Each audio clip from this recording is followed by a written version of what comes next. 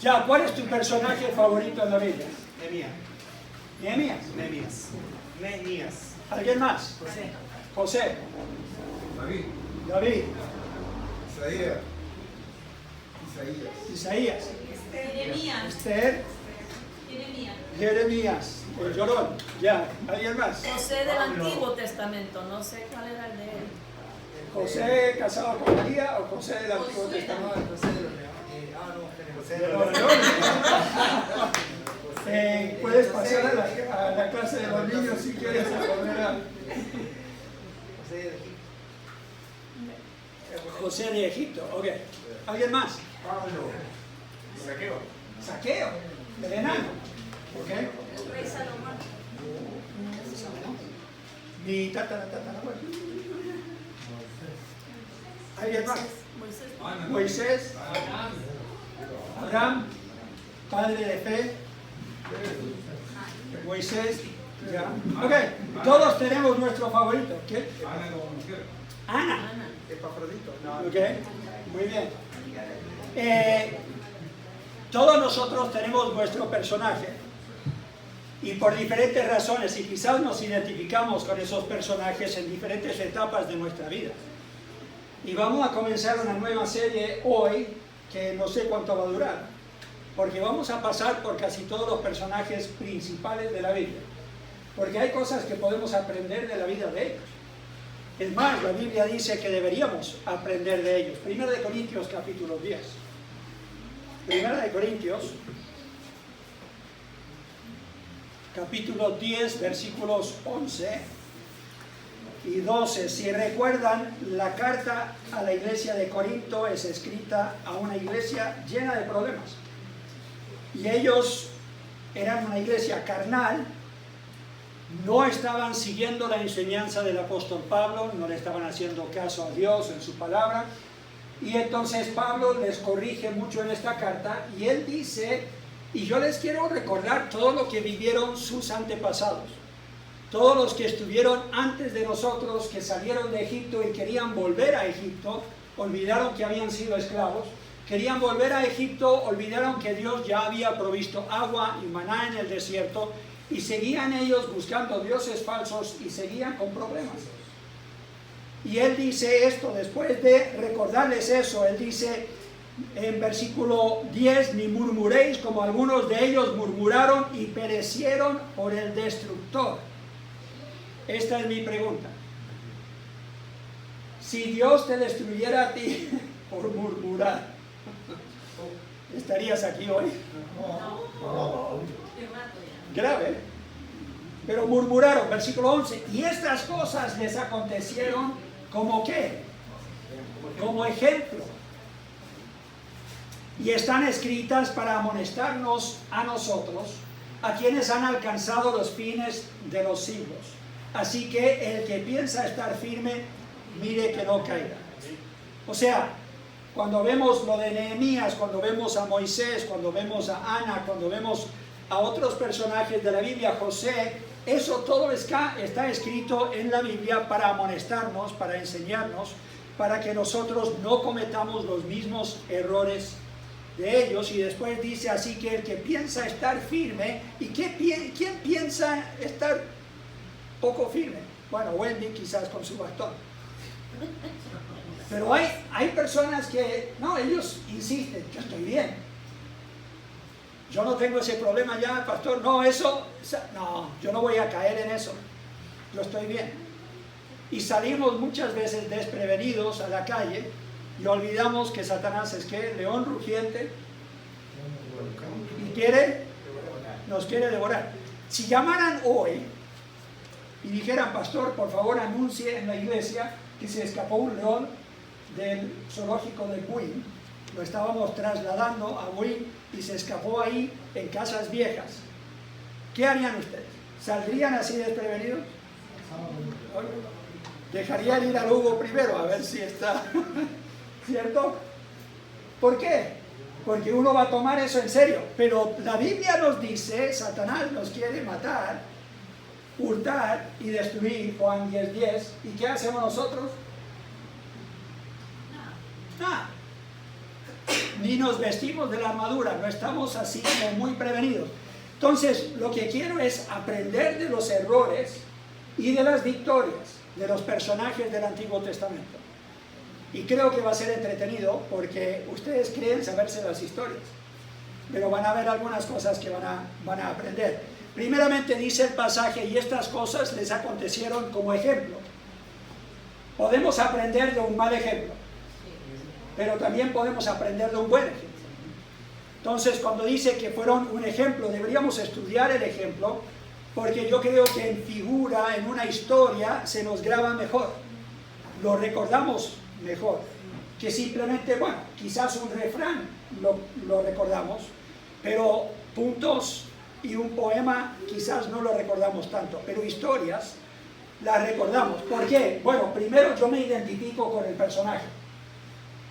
Y es quizás por eso que te gustan estos personajes, son tus favoritos, porque en alguna etapa de tu vida tú te identificaste con este personaje, con lo que vivieron y quizás cómo ellos tuvieron cierto éxito en salir de algún problema que ellos tuvieron.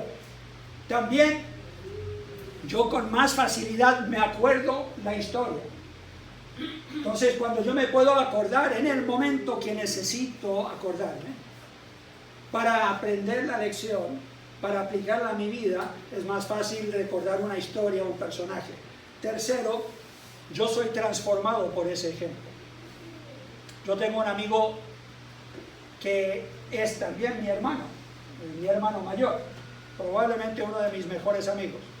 Y no porque tenga un barco y me saque a pasear de vez en cuando estoy en los Estados Unidos, sino que de veras tenemos muchas cosas en común. Y porque él me lleva 8 años, él a veces cometía el error mucho antes de que yo enfrentara esa situación en mi vida. Y entonces él me daba consejo y decía, no sigas mi ejemplo, o mejor, en esto sí puedes seguir mi ejemplo. Así que nos sirve de ejemplo tener estas historias y las vamos a estudiar este año. Segundo, nos sirven de amonestación. Ahora, a casi nadie le gusta que los amonesten, pero es más fácil recibir una amonestación si viene de la palabra de Dios y uno ve el ejemplo, un problema que enfrentaron esos personajes y cómo lo superaron o cómo Dios los corrigió. Dice, y están escritas para amonestarnos a nosotros. Esa palabra en el griego es neucesia, que significa llamar a la atención. Es como decir, hey, preste atención. Ese no es el camino. Estaba hablando con un joven el otro día que tuvo un accidente en moto. Iba en la moto, iba demasiado rápido, o sea, ya no había prestado atención a uno de los letreros, ¿cierto?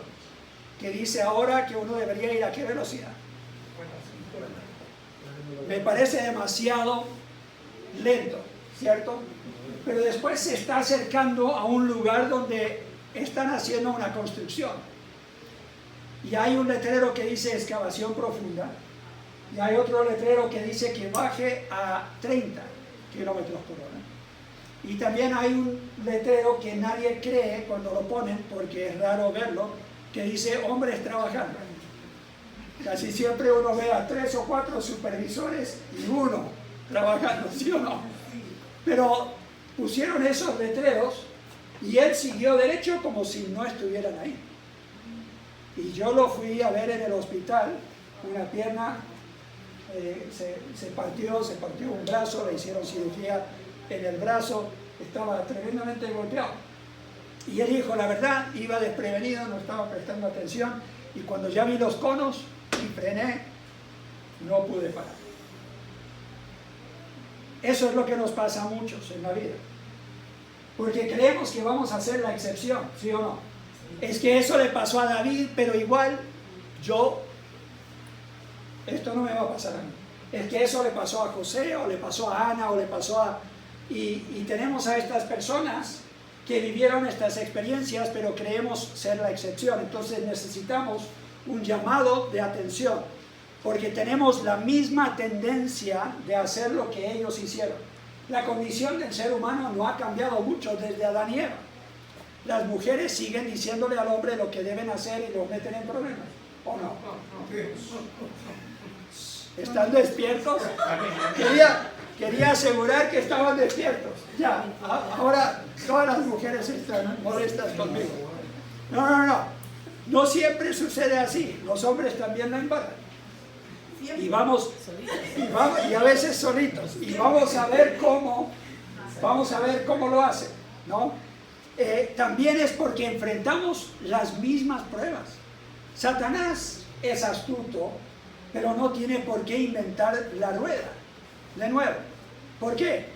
Porque las mismas tentaciones y las mismas pruebas siguen funcionando, ¿sí o no? Tercero, porque creemos ser la excepción, como yo ya dije. Creemos nosotros que no vamos a hacer lo mismo, que no vamos a caer en el mismo error. Y tercero, debería decir 3 ahí, no sé qué pasó con el computador. El que piensa estar firme, mire que no caiga, nos sirve de guía. Si yo voy delante de ti en un camino que yo conozco bien, y yo tengo tremenda linterna, tenía una antes que hasta se sentía el calor, era tan de esas que era casi luz, pero de día, pero en la mano. Entonces, una de esas donde servía cuando uno iba a campamento y los jóvenes estaban en campamento y se metían en el bosque donde no deberían estar con las chiquillas, y yo prendía esa luz. Y era como de día ya, y todos, no estábamos tomados de la mano, no nos estábamos besando, y todos volvían a donde tenían que estar, ¿no? Pero si yo tengo esa luz y vamos caminando y tú me sigues, puedes aprovechar esa luz y puedes saber que como yo me sé el camino, entonces sirvo de guía. Lo mismo si tú me estás guiando a mí. Estas historias nos sirven así, como de guía, porque si no has enfrentado la situación, la vas a enfrentar. Algo similar a lo que estos personajes vivieron. Y puedes aprender las lecciones, es como que te esté alumbrando el camino. La Biblia dice, el salmista dijo, tu palabra es como lumbrera a mi camino, para que yo no peque contra ti, para que no me salga del camino. Entonces podemos evaluar en forma más honesta nuestra vida cuando la comparamos con un personaje de la Biblia. Y cambiamos nuestra perspectiva, porque ahora lo que estoy viendo yo es mi vida en el año 2023. Suena un poco raro decirlo, ¿cierto? Hay que practicarlo. No sé si les tocó escribir un cheque, pero uno siempre escribe el año equivocado las primeras semanas, ¿no? Entonces, en el año 2023, que comienza hoy, nosotros tenemos una perspectiva y olvidamos que Dios tiene otra perspectiva. Y Él ve las cosas de otra forma y nos quiere mostrar lo que viene. ¿Y cómo sabemos lo que viene? Porque mucho de lo que experimentaron estas personas también, aunque sean siglos después, lo vamos a experimentar nosotros. Entonces cambiamos nuestra perspectiva y también crecemos en sabiduría. ¿Qué es sabiduría? Es la información bien aplicada a cualquier situación. Muchos tienen la información, tienen harta Biblia acá. ¿Qué les falta?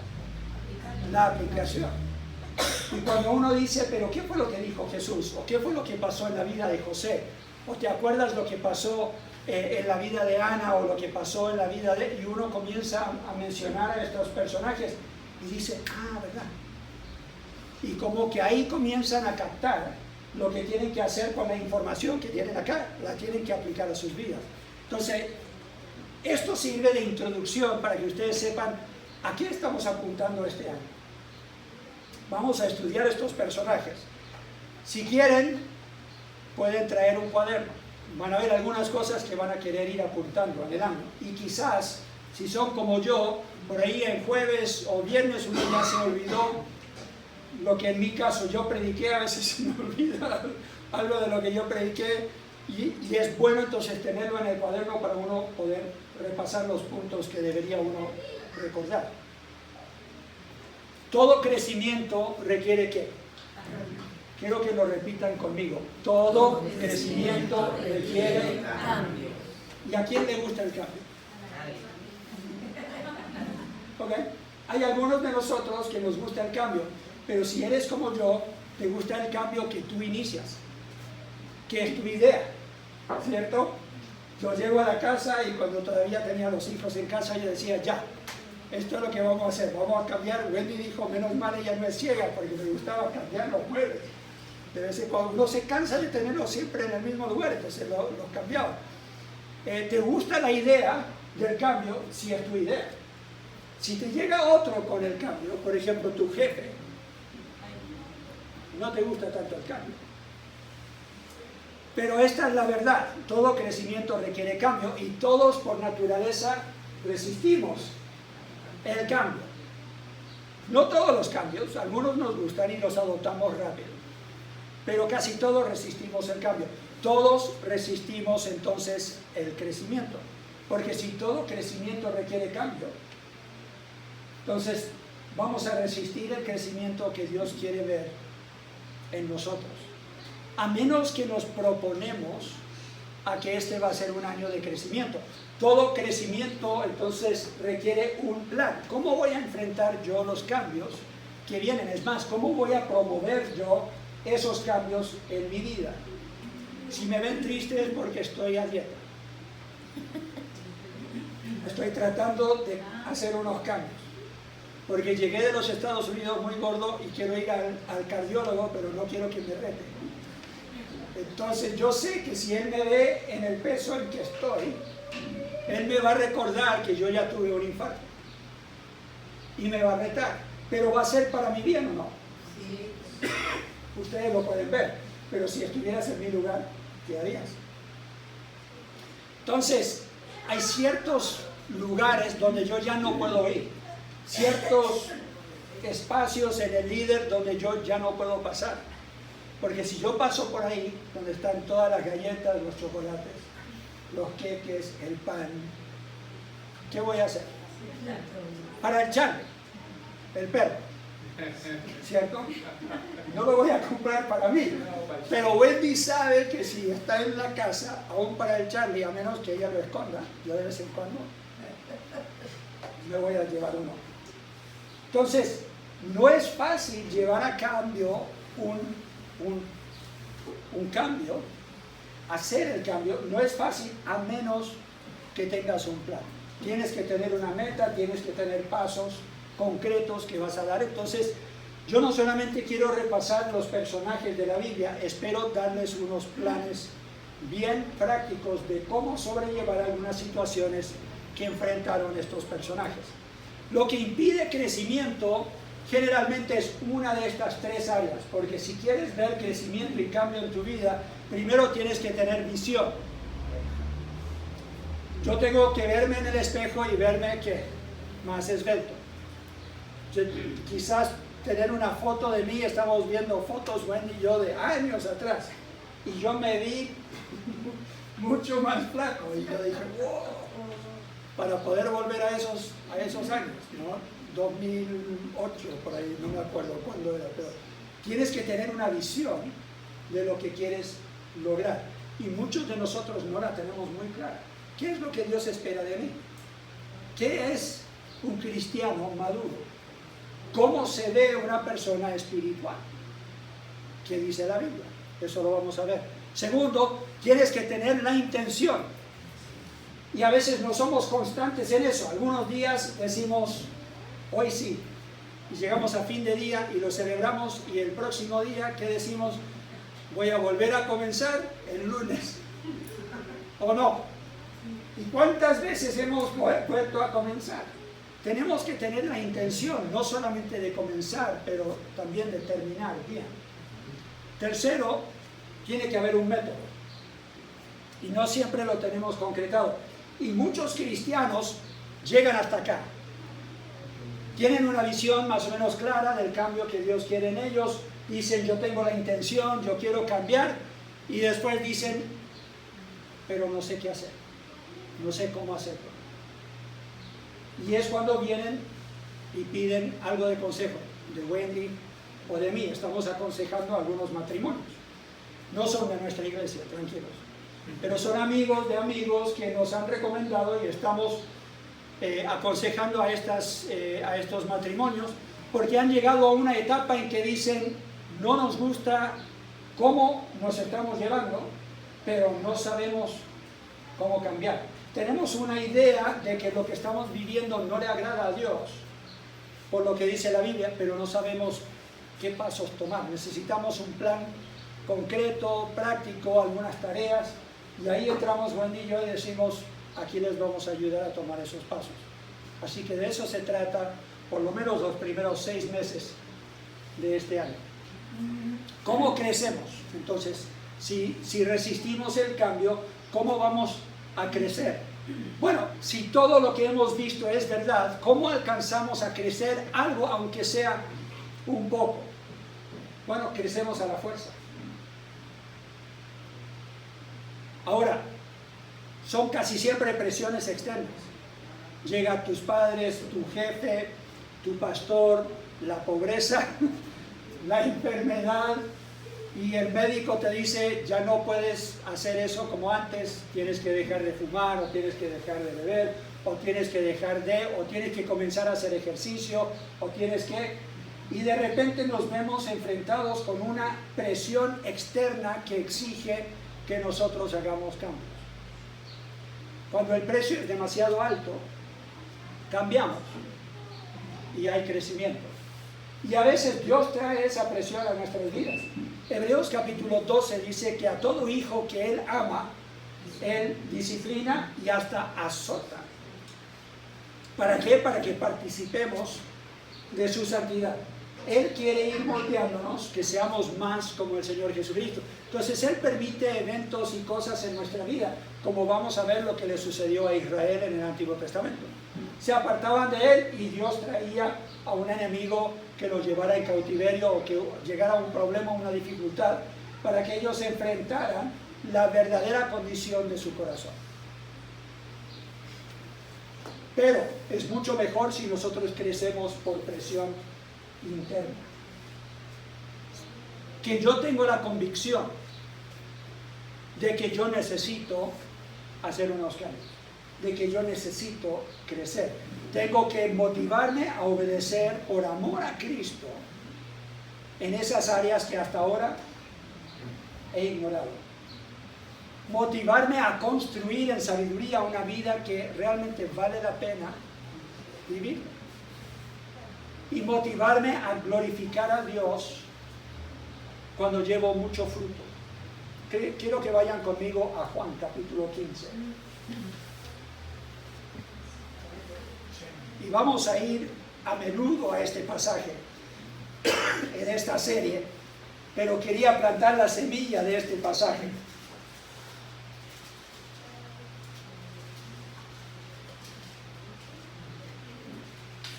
Juan 15, Jesús dice, yo soy el pámpano y ustedes, yo soy la vid y ustedes los pámpanos y mi padre es el labrador.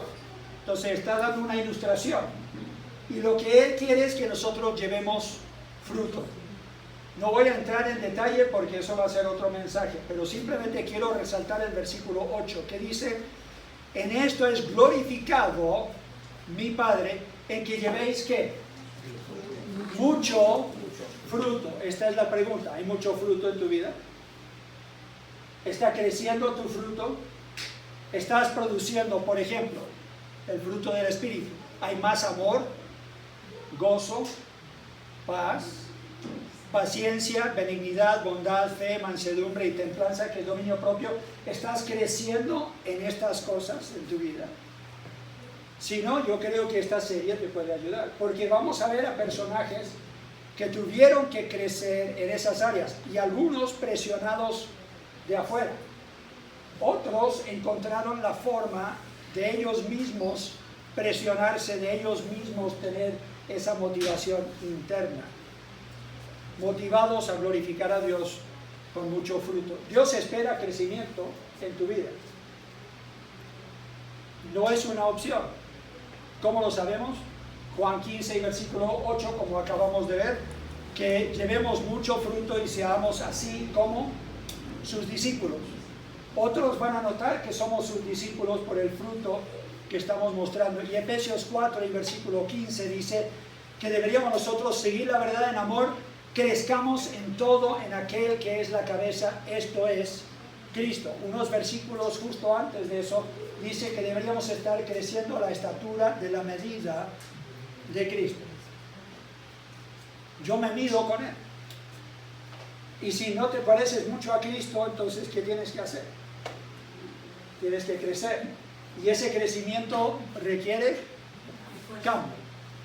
Requiere esfuerzo, requiere algo de disciplina, requiere que Dios esté a tu lado y te esté ayudando a través de su palabra y por su Espíritu. Te voy a dar un momento, agachar la cabeza, cerrar tus ojos y hablar con Dios. Esta sería la oportunidad perfecta para tú decirle: Señor, yo quiero aprender este año para aplicar eso a mi vida y para hacer unos cambios. Quiero glorificarte con fruto en mi vida.